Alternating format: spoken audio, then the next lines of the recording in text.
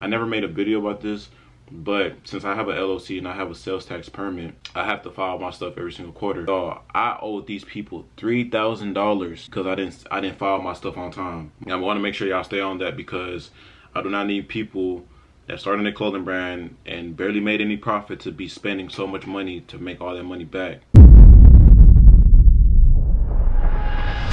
What's good, YouTube? I am back with another video, y'all. And look, in today's video I'll be talking about the top 5 do's for a clothing brand after my 1-year experience, so this can help your process speed up and you can find success within your clothing brand. Look, YouTube, currently right now we're at 19,673 subscribers. I want to say thank y'all to every single person that has watched, every single person that has subscribed, every single person that has liked the button, shared it with a friend, or just click the bell, man. Well, you have to subscribe to click the bell, but make sure that if you are subscribed and you haven't clicked that bell yet, make sure you do so you can get notified when I do upload a video and you can be one of the first to tap in, get the information. But look, man, we finna get started with this video and start with the top. These are not in chronological order, but we finna start off with the first one, and that is to reinvest everything. Reinvest everything that you make with your clothing brand.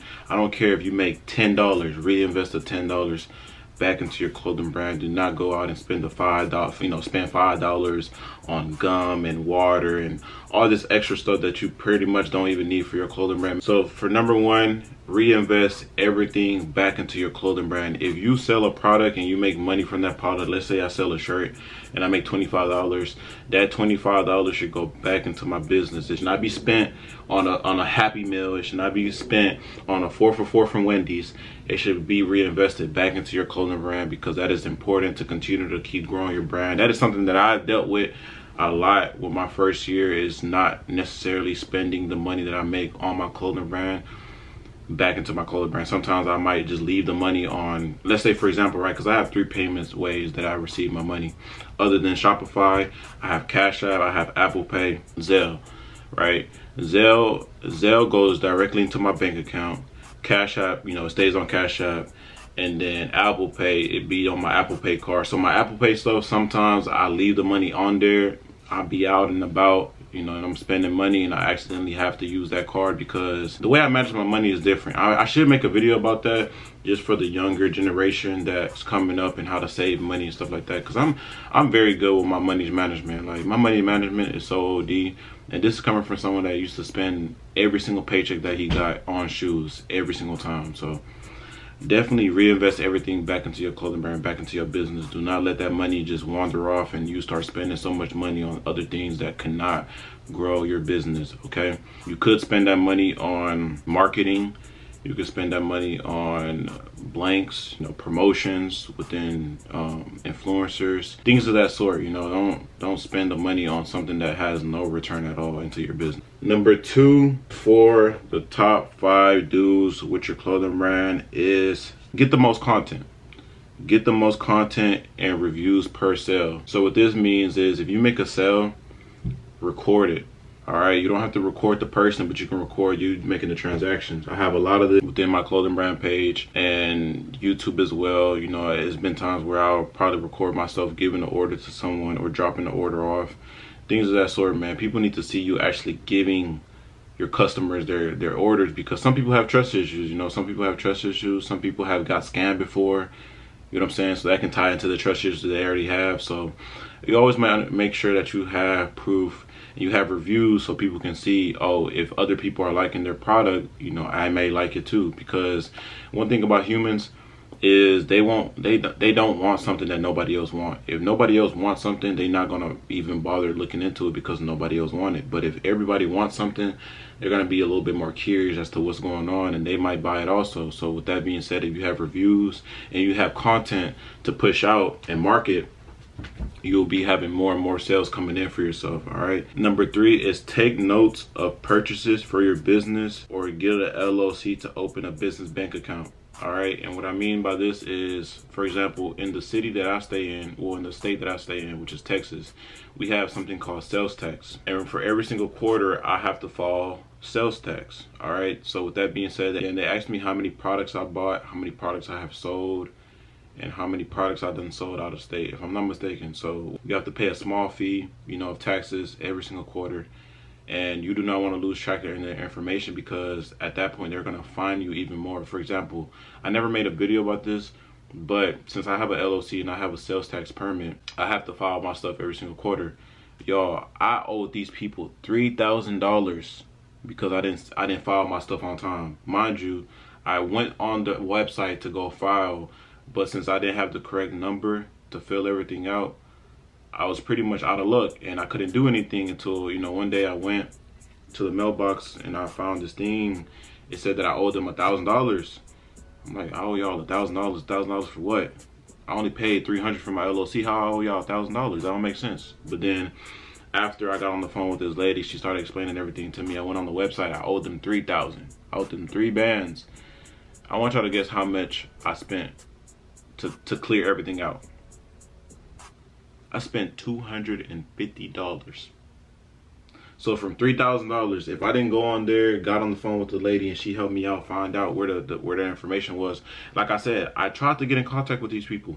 I called them. I called like 6 different numbers, and y'all know, for especially with taxes, they have one number for one thing, then they transfer you to the next number, then you have to wait 30 minutes just for them to hang up, and then when you call again, the call don't go through. So it's like it started to get annoying, and I just stopped trying at that point. Luckily, I got into it on time, because I was going to be paying $3,000 for something that was only $250. All right, so y'all want to make sure about that. I want to make sure y'all stay on that, because I do not need people that started a clothing brand and barely made any profit to be spending so much money to make all that money back, because it's unnecessary. You know what I'm saying? So with that being said, like I said, always make sure that you keep a booklet if you want to track the sales on your Cash App, your Zelle, things of that sort. That's why me currently, I don't take any more sales in person as much as I used to. I only do Shopify orders, and my Shopify website is finna get back up and running in a more professional way. I only have shorts on there right now, and that's because I'm working on the next drop. I had a Halloween drop, y'all, but you know, with track of time and stuff like that, it wasn't going to be a good drop because I barely had any time to market, and I still had to get the stuff done from manufacturers and stuff like that. So I just decided to scratch that. We're going to leave that for next year, and we're going to start on the next drop. All right, so y'all make sure y'all stay tuned for that. No cap, because that's hey, it's hard. We got some beanies coming out, we got this full zip, and we got some joggers. Number 4 that you want to do is promote yourself everywhere you go. I don't care if you at the basketball court, I don't care if you at the gym, I don't care if you at work. Promote yourself everywhere you go. This is something that I lack in also. I don't know, it's just my pride. I don't really like asking for help, so it's like, but however, the times that I have done this, y'all, my sales have increased tremendously. It's been times where I told somebody about my clothing brand and they order. I didn't think they was gonna order anything. I was just, you know, passing on the message, or they asked me, what do you do? And from there we get into a conversation, and boom, they either place an order, they follow my business Instagram. Mind you, at that point it's like they're in it for the long run, unless they unfollow me, because they're gonna keep seeing the content, and if I'm dropping good pieces, it's gonna get to a point that they're gonna shop with the brand, you know. So with that being said, always market yourself everywhere you go. Wear your clothes. I wear my clothes more than any of my customers, and I can put that on everything. Anytime that y'all see me, man, I have something of mine. It don't matter what it is. It can be shorts, it can be a hoodie, it can be a shirt. I'm always wearing something from my clothing brand everywhere I go. And with this, also going back to the last, number 3, the third tip that I gave y'all to get a LLC and to open a business bank account. Once you get the LLC, all you have to do is go get an EIN number, and which is free. And once you get the EIN number, you just go to a bank. You know, you go to a bank, you let them know you want to open a business bank account, and from there, that can track all your transactions that you have made within your business. So it makes it way more easier for taxes. It makes it way more easier for sales if they're, you know, sending the money to your business bank account. At that point, you can track all the sales and stuff like that, and it's so much easier. But with that being said, now what I can do is I can write off my car, because if I go to a certain place and I have my clothes on, that my car, I'm using that for a business expense. You know what I'm saying? I'm marketing myself, and that is my transportation. Same thing with gas. You can write off, I think it's about, I don't know if it's like a certain limit, but I'm gonna write off about like 20,000 miles on my car, because like I said, I wear my clothes everywhere I go. So with that being said, I'm marketing myself. It's like a lifestyle, you know what I'm saying? And with that, hey man, it's a win-win situation. Like, you can't lose at that point. At that point, I'm riding off my vehicle, I'm riding off my clothes, and I'm wearing my clothes everywhere I go. So I'm making even more money for the money that I'm already spending. Definitely promote yourself everywhere you go. Don't care about other people's opinion. If they get annoyed from you marketing yourself, or they get annoyed from you talking about your business, you should not care. Not worried about you, and they're not gonna feed you. So, and the number 5 do, which is common sense, and everyone should do this, is to make sure that every customer is satisfied. All right.